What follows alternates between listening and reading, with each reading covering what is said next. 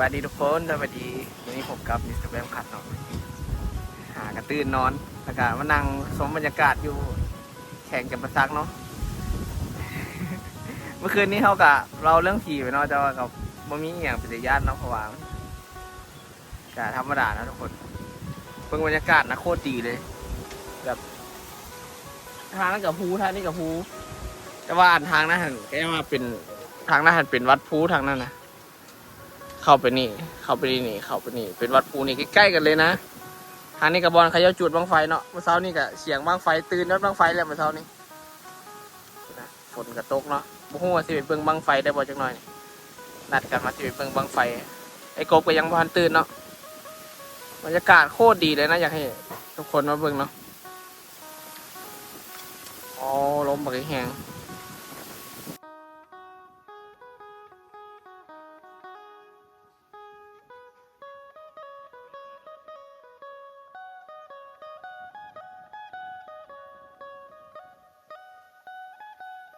เบิ่งกันเนาะว่าเขาสิไปเบิ่งบังไฟได้บอกว่าทั้งฝนทั้งลมเนาะโคตรแห้งเลยตอนนี้ออกมาจังหน่อยมันจะเศร้าเนาะเศร้าเข้ากันหน้าจะไปเบิ่งได้เลยทุกคนเบิ่งกันเนาะตอนนี้ค่อยครับที่เกียร์กิโนกะมาหลอกบ้านเนาะตื่นหลอกบ้านมันก็เนาะต้องสำรวจก็ได้สำรวจทิศทางก็ได้เพราะไม่เคยหลอกอย่างนี้เนาะต้องรอก่อนว่าจะเจอผู้แซ่ผู้สาวพอได้ยอมนะทุกคนนะเราทางบ้านก็จะกระดีได้มีขนาดอยู่ในห้องยังถึงทางอย่างนะ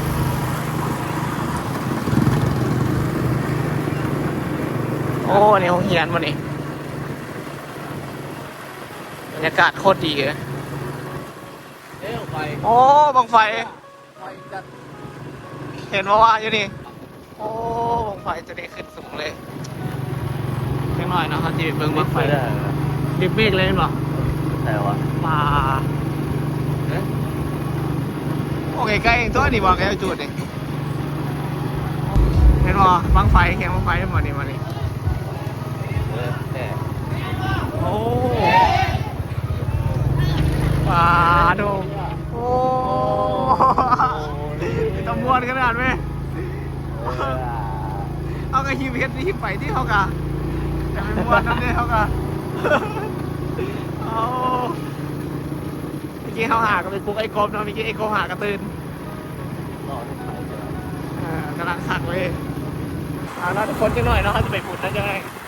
ที่ไทยทุกคนเมืองนอนติดก่อนจะไหนขนาดเพราะว่าได้เข้าปุ่นนี่เลยแบบคนแบบไม่เอากินเบียร์ของไม่เอาขนาดแบบแห่บ้างไฟบออย่างขนาดแบบโคตรมวนทุกคน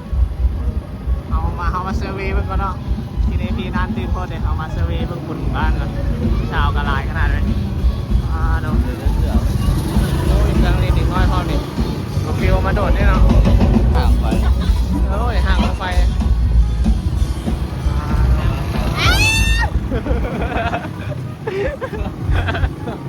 โอ้กันยุ่งมากขนาดเลยเอาเดี๋ยวจะไหนเอามาเนาะทุกคนเอามาเซอร์เวย์เมื่อกี้ซื้อเนาะทุกคนหลังจากที่เขาไปเซอร์เวย์กับพี่เจมยูโนแล้วเขาก็กลับมากินข้าวกันเนาะอาบน้ำอย่างเพื่อนหมดแล้วเนาะอันนี้เขาก็จะเกี่ยมออกไปแล้วเนาะเกี่ยมเครื่องเกี่ยมของแล้วเนาะมีพัดลมมีโต๊ะตั้งเต้นเนาะเขาจะไปอยู่ข้างบางไฟคืนหนึ่งเนาะคืนหนึ่งแต่ไปบังไฟเบิร์ดเลยเห็นนอนถามเลยยังมีอยู่เขาเห็นอยู่สบายดีเด้อทุกคนสบายดีเนาะในเขาจะไปเหนียวไฟแจ้งบจักว่าจีเลิกหรือบอย่านแต่ว่าเขาจุดจะเศร้าโอ้เมื่อเช้านี้ได้ยินเสียงบางไฟจุดจัดตื่นย้อนบางไฟกับบางกระพุกนะโอ้ไปสิครับนี่เด้แค่ปะได้โอเคท่านขึ้นรถทุกคนเคยขับรถส่งหมูอยู่ไหมขึ้น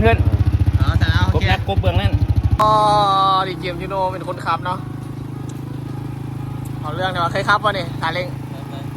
แต่บนลงนี่เลยนะมือนี้ฮะทุกคนฟังจำยากเลยวะกำลังไปเนาะมีรีสอร์ทมีอากาศ3 โมงด้วยโมฮ้อนเลยนะงามเลยงามไม่รีใกล้ๆแต่เมื่อเช้านี่หันลมปังแห้งเมื่อเช้านี่แบบฝนตกแต่ว่าอากาศโคตรดีขนาด3 โมงยังโมฮ้อนเลยช้างไปพัดทูไปขนาดเบิ่งเอลเห็นนะเดี๋ยวว่าเป็นสวนเนาะ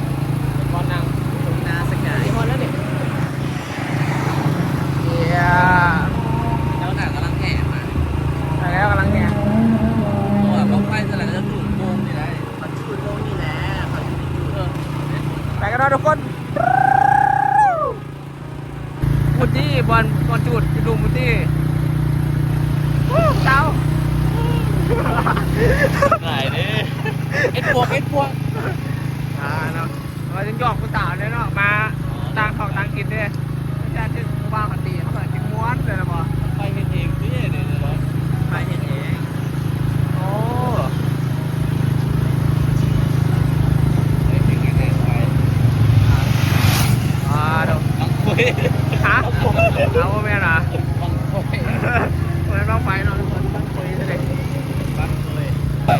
เขามาบทันวะดิ เรียบร้อย เรียบร้อยวันนี้เบิ่งบ้างไฟซ้ บังไฟเกิดเขาเก็บตัวแล้ว ำโอ้เรียบร้อยซ้ำ เลือกแล้วป่ะเลือกแล้วเอาเลือก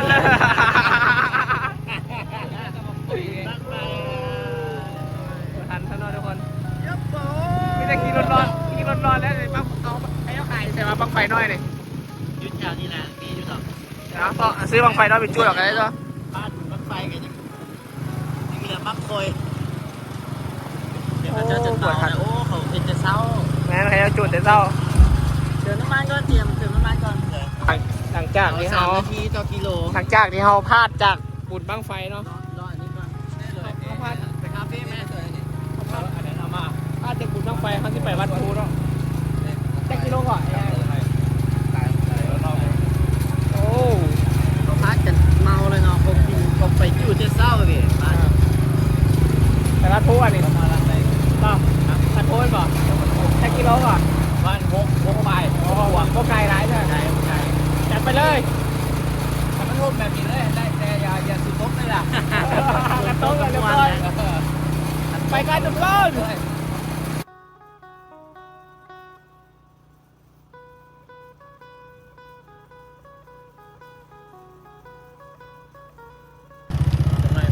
ทอดขวดอะไรขวดไหนนั่น วันที่ ขวดที่หนึ่งบ่ขวดอยู่จับประทักครับขวดนี่สมัยก่อนที่นี่ขวดนี่นึกว่าเขาแปลงใหม่แล้วอ่ะ 1ตลอดสวยงามคน ขวดใหม่ที่นี่ดูมา ขี่โค้งเลย ยากเลยเนาะ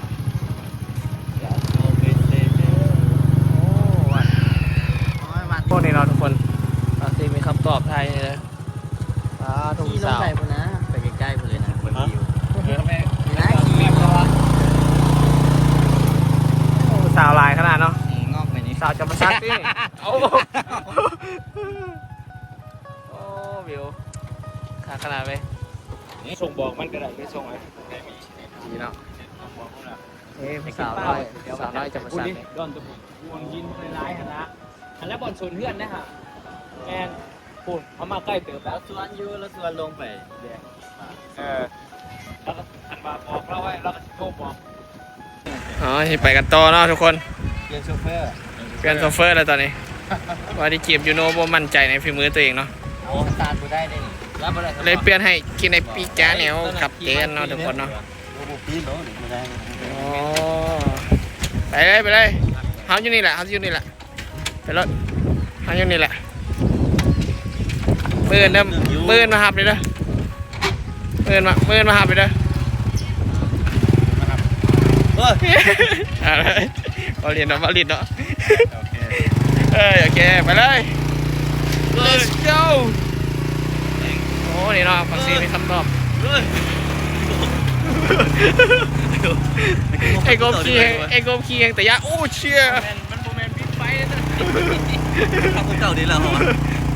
เอาไงก็ได้เกี่ยว เอาไปกันต่อทุกคน let's go เอาตามไหมโอเค นับบ่ ตามยัง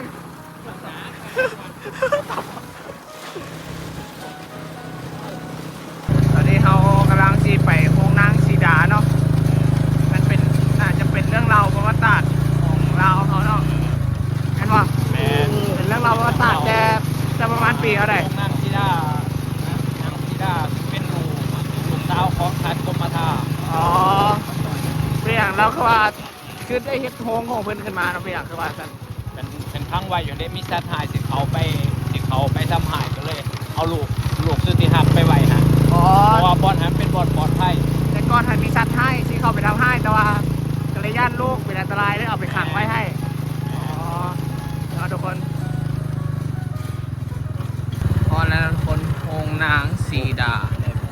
ยังเขาไป โฮ ถ่าย งนางสีดา เป็นอย่างมันเป็นอย่างโรงงานพี่ดาอ่านอยู่ในวะ แมน เข้าไปไหนได้วะนี่ เขาไปไหนเลยบ่ เข้าได้ปะ ได้ โอเค ขึ้น เข้า ไป ไปไหน ถ่ายรูปเหยียบถ่ายรูปอยู่คนละ โอเคอ่ะนี่คือไหนเนาะทุกคน กรุณาสมทบทุนเพื่อการปกปักรักษา ขายคือ เข้ามาแล้วเนาะทุกคนโฮงนางสีดาบ่เคยเข้ามาจากเถื่ออยู่ติดกับวัดภูเลยเนาะวัดภูจะประสักเนาะทุกคนนี่เขาก็มาร้องเบิ่งเนาะเพราะว่าบ่เคยมาเถื่อแต่ว่าคล้ายๆกับวัดภูเนาะแต่ว่าเห็นแล้วว่าโฮงนางสีดานี่จะเป็นแบบบอนที่แบบ พอเราหันเอาเรามาขังไว้เพื่อแบบบ่ให้สัตว์ให้เขามาทำให้นะทุกคนเพราะว่าแต่ก่อนอาจจะมีสัตว์ให้มีเสือมีอย่างต่างๆนานาพอเราก็เอาเรามาขังไว้อยู่นี่เพื่อแบบไม่ให้ลูกเป็นอันตรายนะทุกคน ก็เลยตั้งชื่อว่าโฮงนางสีดาเนาะใหญ่ไหนใหญ่กว้างหุ่นอันนั้นกับแมนเบิร์ดเลย กำลังบูรณะมากเลย เบิ่งคันไดทางขึ้นเนาะทุกคน ขั้นใดทางขึ้นกับเป็นหินเลยแบบคนแต่ก่อนเนี่ยเพิ่นเฮ็ดได้ยังไงบูล่ะหินแบบก้อนใหญ่ขนาดนะหินไม่ต้องเอาหินมาวางทีละก้อนพูดนะมันแกะสลักอีกแบบคนสมัยก่อนเก่งนี้ดิเลยเนี่ยแกะสลักแกะนั่นจะแกะด้วยมือเนาะแบบงานแบบโคตรงามเนาะนี่เนาะห้องนางสีดา สมัยเนาะ เนาะงานละเอียดขนาดใดแต่แบบว่าละเอียดแบบละเอียดอีเนี่ยเพื่อนน่าจะเอามือแกะตัวนี่สิลองเข้าไปเบิ่งนะทุกคนว่าเข้าไปกราบไปไหว้ได้ โอ้เดี๋ยวนี้ที่นี่ยังไงนี่เฮ็ดจังไดวะแต่คนเนาะหาร100 คนได้บ่จอ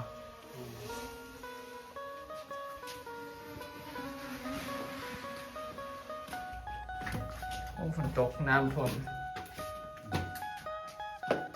มันเป็นนุ่มเป็นกา ไปได้อีกว่ะ ไปได้จับ อืม หามจับหามปีนหามเคียนนะหามไตเทียนใส่หินเด็ดขาด อ๋อเดี๋ยวสิย่อยเนาะเดี๋ยวรักษายากเลย จงไรมันสิถอดรหัสเด้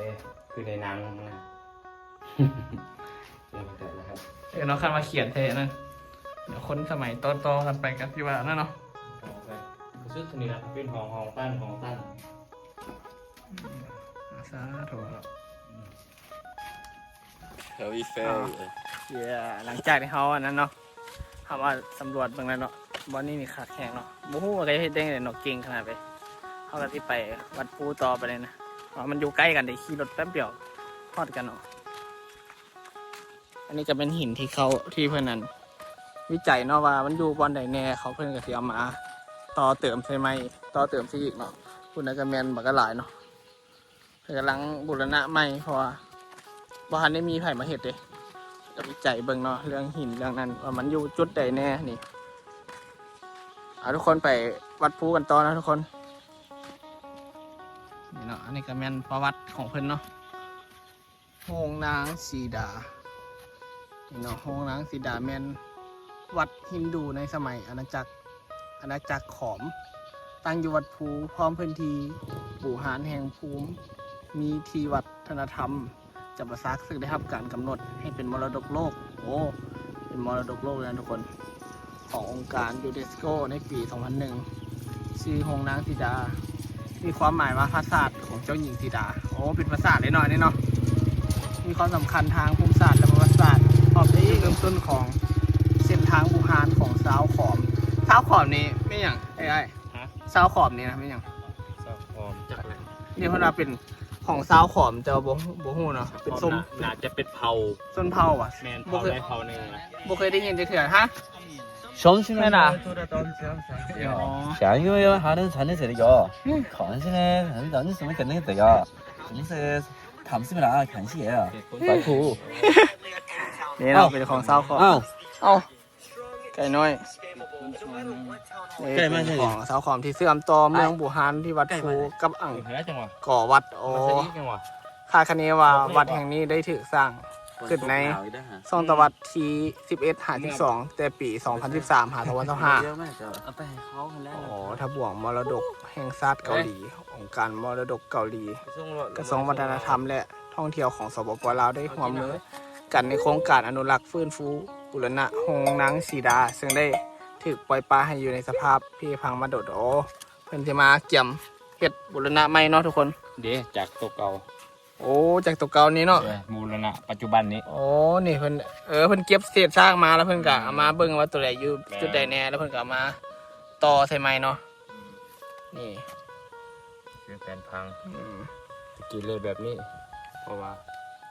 สมัยสงครามเนี่ยก่อนบูรณะอันเดียวหลังบูรณะ อืมโอ้เพิ่นก็เก่งแน่เนาะ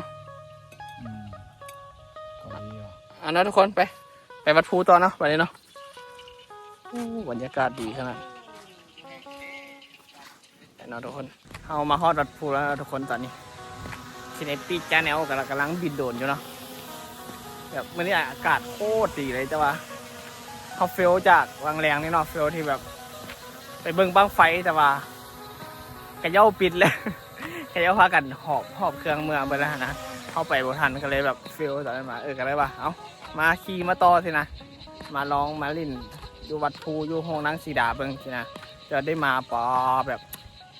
วิวแบบผู้ที่ฝนตกแล้วไหมนะทุกคนฝนตกแล้วไหมแล้วแบบฟ้ามันเปิดแล้วแบบแสงแดดที่อย่างแบบโอ้งามขนาดแต่ทุกคนมาทรงนี้เหมือนงามแหงเลยทรงนี้อันนี้กับวัดภูเนาะมาฮอดวัดภูแล้ว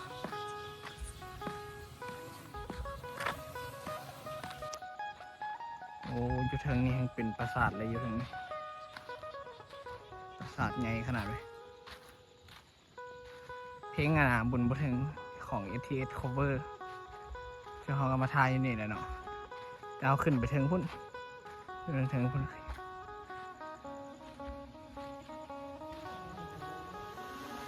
เรียบร้อยไอ้กบ ดีแต่บ่ฮัก เชี่ย เกมบอล โอ้ เป็ บิ น น ยังไงอยู่ ย่อมมีบาดแผล บินต่ำนี่เลยเว้ย บอลเดตามพี่มันขึ้นตัดอันนี้วิทย์ยังน้อยหนึ่งนะ ไม่น่ะ มันสิออกวิทย์ทันน้อยหนึ่งเลยคือนั่นนะ บอลรุด ว่าเป็นยังวะเอาดี มาที่เบรกแล้วเมื่อกี้บอลที่เข้า เชี่ย กายบอกไว้ อันนี้มันโหมดสปีดเด้โหมดสปีดนี่มันจะบอจับเซนเซอร์ กูจับเจ้ากระไซเลยเชี่ยว่าเป็นยังวะนี่ เดี๋ยวจัง เอ เลย อเป็นอย่างดอกกินบอลรุดเอาแน่ๆออกเคมออกก็ได้กินบอลรุดผมบอกแล้วนะต้องมีจักวัน เอาไทยวีได้จริงไหนบ่นี่ ฮะ มาได้วิดีโอหน่อยไทยวีนะ มันมีทางออกอยู่เป็นซีเรียสไงของนอกกายพันป่ายซื่อ ท่านปลายบ้าน ๆเขียน